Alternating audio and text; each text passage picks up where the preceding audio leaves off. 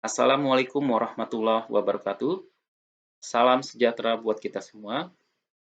Pada hari ini, saya akan memberikan knowledge sharing terkait Fire Water Protection System. Bagaimana sih cara mendesainnya? Area-area apa saja yang akan tercover seperti itu? Baiklah, saya akan menjelaskan secara general. Ini adalah covering area ya untuk fire water system tersebut. Itu fuel storage yang dibutuhkan ya, lalu area transformer, lalu building with fixed sprinkler. Lalu metodenya bagaimana? Metodenya kita berbasis pertama NFPA 850 Capture 6. Di sini ada dua ya, terkait water supply dan water supply tank. Water supply apa saja sih harus disuplai? Nah, fire protection system ini harus dapat menyuplai fire water itu selama 2 jam. Area-areanya khususnya dalam pertimbangan adalah yang paling besar suppression sistemnya. Misalnya ya contoh area cold conveyor, turbin underfloor seperti itu atau transformer yang tadi saya sampaikan. Lalu dia harus menyediakan juga host stream demand ya yang tidak kurang dari 500 GPM atau 1890 liter per menit. Seperti itu.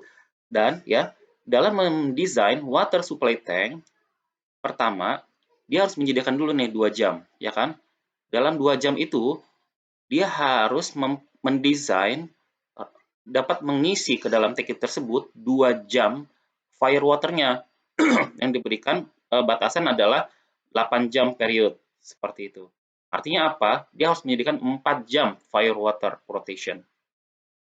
Referensi yang digunakan ya dalam pembangkit listrik ini umum yang digunakan. NEPA 11 untuk low, medium, high expansion foam, NEPA 13, NEPA 15 ya ini sudah sangat umum. Dalam desain fire pump juga NEPA 20, lalu NEPA 850 recommended practice, API 2030 dan API 650. Akan saya jelaskan nanti di slide selanjutnya. Nah, ini dalam mendesain ada foam outlet discharge ya.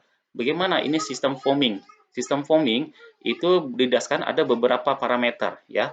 Pertama adalah tank diameter, lalu surface area, jumlah discharge outlet, density, foam water quantity, dan discharge time. Ini referensi code yang digunakan ya. Kita bisa lihat tank diameter. Berapa sih ukuran tangkinya, tangki bahan bakar, misal seperti itu. Berapa sih luasan permukaannya atau surface areanya, dan kita bisa menentukan berapa sih jumlah discharge-nya berdasarkan tadi yang informasi. Ini sebelah kanan ini ya, jumlah discharge-nya dibutuhkan berdasarkan ukuran diameternya seperti itu. Lalu ini adalah density berdasarkan NFPA 11 tabel 52522. Ini bisa kita lihat berdasarkan apa? Berdasarkan dari hydrocarbon type-nya. Berapa sih ya heat flash point yang dimiliki dari bahan bakar tersebut, akan didapatkan application rate-nya berapa, lalu minimum discharge time-nya berapa. Lalu dihasilkan juga dari hasil area dikalikan density didapatkanlah foam water quantity. Seperti itu. Baik. Selanjutnya adalah supplementary host line. Inilah tank yard area ya. Selain dari desain sistem foaming yang tadi saya sampaikan di NEPA 850 harus ada host line-nya. Nih, kalau kita gabungkan lagi nih dengan NEPA 11, host line liter per menit menggunakan NFPA 11 tabel 572 dan 5922. Kita bisa lihat nih dari sini. Berdasarkan selection-nya, kita lihat dari diameternya dia berapa. Dapatkanlah jumlah host stream-nya seperti itu. Foam water quantity sama ya. Yang tadi kita dapatkan, lalu discharge time-nya. Baik. Lalu nah, untuk host stream operating time, supplementary tank foam installation ini berdasarkan dari ukuran dari tangki juga. Didapatkanlah minimum operating time. Oke, untuk tank shell cooling ya. Selain sistem foaming, harus ada sistem cooling untuk menjaga apa? Untuk menjaga temperatur ya, menjaga temperatur agar temperatur di dalam tangki tidak terjadi kenaikan secara signifikan. Bagaimana caranya? Surface itu harus didinginkan, disemprot dengan air. Nah, bagaimana cara mendesainnya? Ini ada namanya cooling spray outlet discharge. Parameternya ini yang tadi kita sampaikan adalah bagaimana ukuran dari tangki bahan bakar tersebut, tinggi tangkinya, lalu tank shell areanya seperti apa, Nah, dari sini density-nya ya, density-nya kita bisa mereferensikan atau application rate-nya dari API 2030 section 7313. Ini ya, kalau kita ngomong NEPE 15 pun sama. Kita menggunakan apa? Water intensity requirement-nya atau density itu sebesar adalah 10,2 seperti itu. Di NEPE 15 ya, dia tidak mempertimbangkan adjacent tank. Artinya apa? Jika ada tangki terdekat. Tapi kalau kita mau pengen mendesainnya, ada beberapa tangki, kita menggunakan API 2030 pada fire water tank 10,2. Jika untuk tangki terdekatnya adalah 4,1. Seperti itu. Dari nilai density itu dikalikan dengan nilai areanya berapa. Dapatkanlah water demand quantity. Oke, kita sudah dapat tadi sistem foaming, kita dapat lagi tank shell cooling. Bagaimana transformer? Nah, kalau kita ngomong transformer, water spray outlet discharge ya. Ini sebagai surface area adalah base desainnya. Kita dapat menghitung dari density-nya. Density dari mana? Yang tadi saya sampaikan, API 2030 atau NEPA 15, section 74431. Ya. Ini berapa sih nilainya?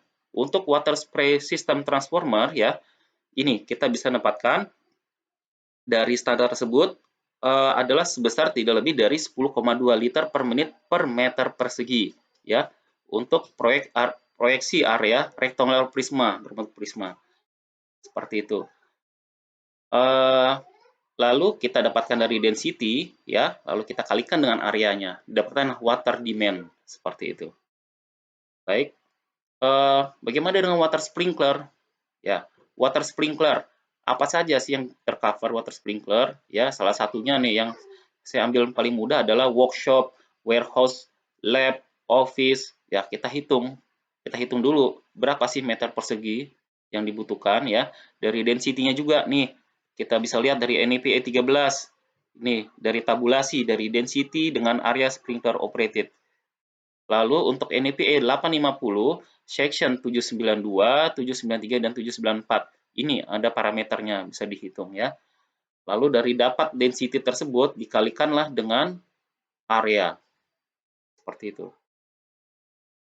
Dari hasil data-data tersebut, untuk tank cooling, foam extinguishing system, outdoor hydrant yang tadi host line, lalu fire watt dapatkanlah berapa sih total kebutuhan dari capacity dari 2 jamnya. Nah, karena tadi berdasarkan NEPA 850 harus bisa refill selama 8 jam untuk memenuhi 2 jam, artinya bisa dianggap secara worst case-nya adalah kita menghitung 4 jam.